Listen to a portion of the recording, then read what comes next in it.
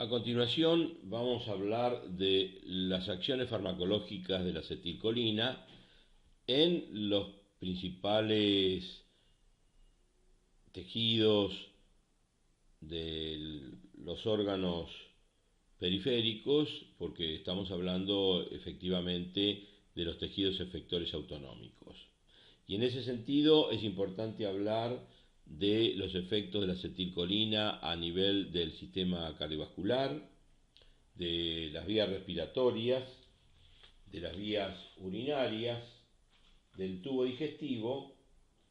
y también vamos a hacer algunas referencias a sus efectos oculares. Con respecto al sistema cardiovascular, ya hemos comentado la relevancia de los efectos farmacológicos de la acetilcolina sobre el corazón, que son efectos que dependen del estímulo de receptores muscarínicos del subtipo M2, y hemos hablado con algún detalle cuando describíamos a estos subtipos de receptores M2 de los efectos cronotrópicos negativos, de los efectos sobre la conducción auriculoventricular, que se definen como un efecto dromotrópico negativo, y también el efecto, aunque relativamente leve, inotrópico negativo al disminuir la fuerza de contracción ventricular. Además de tener estos efectos sobre el corazón, de manera muy característica, la acetilcolina promueve un efecto, cuando se administra por vía intravenosa, de una nítida vasodilatación periférica. Este efecto vasodilatador ocurre por la acción de la acetilcolina sobre las células endoteliales, actuando sobre el subtipo de receptores M3. Recordemos que el estímulo de los receptores M3 se acopla, como todos los receptores muscarínicos, a proteína G, pero en este caso es una proteína GQ11 que conlleva a una cascada de eventos a partir de la activación de la fosfolipasa C,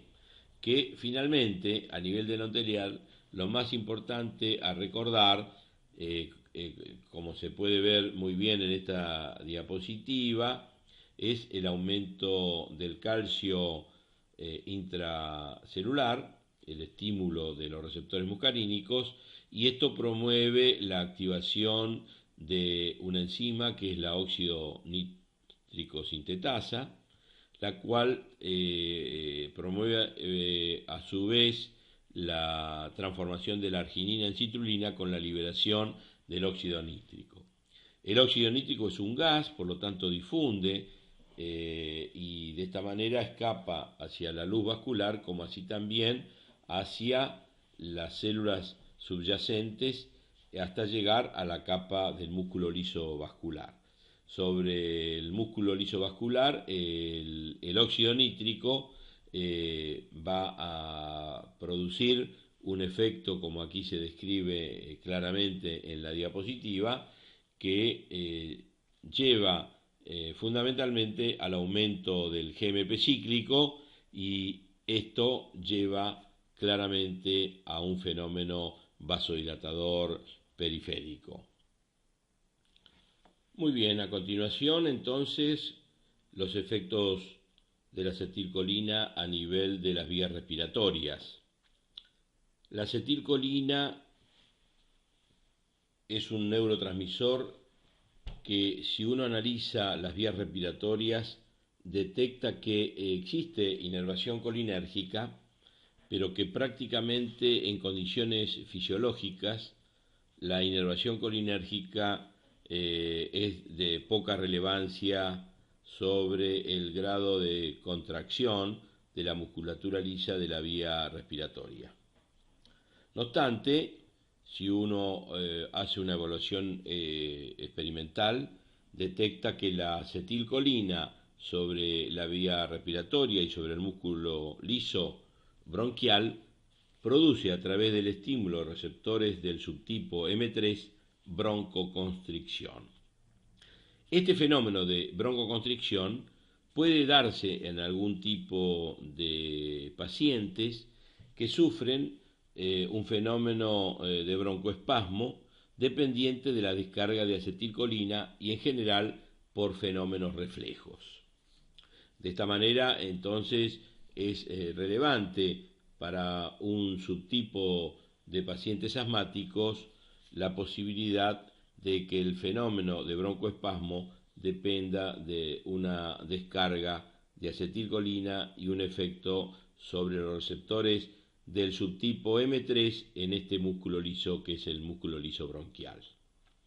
Este fenómeno en el músculo liso bronquial depende, repetimos, del acoplamiento del subtipo receptores M3 sobre la proteína GQ11 que fundamentalmente a través del estímulo de la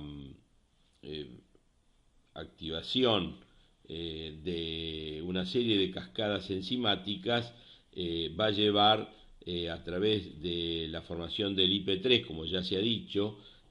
al incremento del calcio intracelular, y esto va a llevar a una contracción del músculo liso bronquial con la broncoconstricción respectiva. Muy bien, además de los fenómenos cardiovasculares que hemos visto de la acetilcolina, de la acción sobre las vías respiratorias, es importante analizar los efectos de la acetilcolina sobre la musculatura del tubo digestivo y también sobre las secreciones del tubo digestivo. Y en ese sentido, el concepto fundamental es que a través del estímulo de receptores muscarínicos, fundamentalmente M3, tenemos un incremento de las secreciones de todo el tubo digestivo, desde la secreción salival, donde también el estímulo M1 es relevante, incremento de la secreción salival, incremento de las restantes secreciones del tubo digestivo, y con respecto al músculo liso del tubo digestivo, prácticamente a todos los niveles de los distintos sectores del tubo digestivo, la activación de los receptores muscarínicos promueve un incremento de la contractilidad. Además de producirse un aumento del tono basal de la musculatura lisa gastrointestinal, la acetilcolina a través de estos mismos receptores muscarínicos promueve un aumento de la frecuencia de la contractilidad, es decir, que produce un aumento del peristaltismo intestinal. Bien, veremos a continuación los efectos farmacológicos de la acetilcolina sobre las vías urinarias. A nivel de los uréteres, los efectos de la acetilcolina no son significativos, no son relevantes, y esto queda demostrado por la falta de eficacia de los bloqueantes de los fármacos atropínicos cuando tenemos un incremento potencial de la contractilidad a nivel ureteral,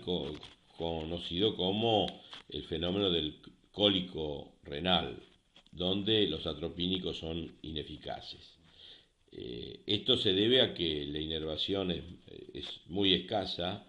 y no obstante uno podría detectar receptores muscarínicos en esta musculatura de tipo M3, pero insistimos sin relevancia fisiopatológica. A nivel de la vejiga, fundamentalmente cuando uno analiza la musculatura del detrusor, detecta que allí hay una altísima densidad de inervación colinérgica por un lado, que es sumamente relevante tanto en el tono vesical a ese nivel, pero fundamentalmente en el acto reflejo de la micción, donde la descarga colinérgica a nivel del detrusor es el factor clave para la micción. Y precisamente cuando uno analiza el músculo liso vesical a nivel del detrusor, este músculo y estas fibras musculares lisas presentan una alta concentración de receptores M3 que cuando son estimulados, por supuesto, ya podemos entender, se produce la contracción de esta musculatura por el incremento del calcio intracelular debido al incremento del IP3, como ya hemos descrito previamente. Bien, habíamos comentado que íbamos a describir las acciones farmacológicas de la acetilcolina a nivel cardiovascular, a nivel respiratorio, a nivel del tubo digestivo, a nivel de las vías urinarias, y finalmente vamos a hacer los comentarios más relevantes de la acción de la acetilcolina a nivel ocular. Nosotros a nivel ocular vamos a analizar por un lado el músculo pupilo-constrictor. Es un músculo que tiene fibras musculares lisas radiales y que el borde interno de este músculo es el que genera la pupila, y por supuesto que el diámetro pupilar va a estar en relación a si este músculo está relajado o si este músculo está contraído. Cuando hay contracción del músculo radial del iris, nosotros tenemos pupiloconstricción, y cuando no tenemos una actividad colinérgica a este nivel, o está bloqueada la actividad colinérgica, se produce la relajación pupilar. Además de las fibras colinérgicas que inervan al músculo pupiloconstrictor y que actúan a través de la acetilcolina sobre receptores M3, generando la contracción de estas fibras musculares lisas circulares, en el ojo tenemos la inervación de otro grupo de células musculares lisas, que son las que constituyen el cuerpo ciliar. El cuerpo ciliar se encuentra rodeando toda la esfera orbitaria, y estos músculos inervados por fibras postganglionares colinérgicas, descargando el neurotransmisor acetilcolina, actuando este neurotransmisor sobre receptores M3, producen la contracción, por supuesto, a través de los mecanismos que hemos ya comentado previamente, donde el acoplamiento a través de la proteína GQ11 se incrementa finalmente a nivel intracelular el calcio, y eso lleva a la contracción de la musculatura lisa. La contracción del cuerpo ciliar promueve un acercamiento, por supuesto, en valores micrométricos hacia la línea media, y esto genera la relajación de la zónula, ya que la zónula se inserta en los cuerpos ciliares, y de esta forma la zónula, que estaba estirada y que de alguna manera generaba con el otro extremo, que es la inserción de estas fibras conectivas sobre el cristalino, que el cristalino estuviese en condiciones basales estirado. Si se contraen los músculos ciliares, se produce la relajación de la zónula, y esto lleva a que el cristalino adquiera una forma más redonda y menos convexa, modificándose de esta manera la posibilidad de la visión de objetos cercanos. Es decir, que para que nosotros tengamos una acomodación de la visión para objetos cercanos, para poder leer, por ejemplo, para poder manejar, necesitamos la función colinérgica sobre los músculos ciliares. Esta descarga colinérgica es la que permite permanentemente, de acuerdo a su intensidad, el nivel de acomodación. Si nosotros bloqueamos los receptores M3 con derivados atropínicos, vamos a tener un bloqueo de la función de los músculos ciliares, y vamos a tener una parálisis de los músculos ciliares, y esto recibe el nombre de cicloplejía. y es precisamente el efecto que produce la atropina sobre los músculos ciliares. Muy bien, con esto damos por terminadas las acciones farmacológicas más relevantes de la acetilcolina.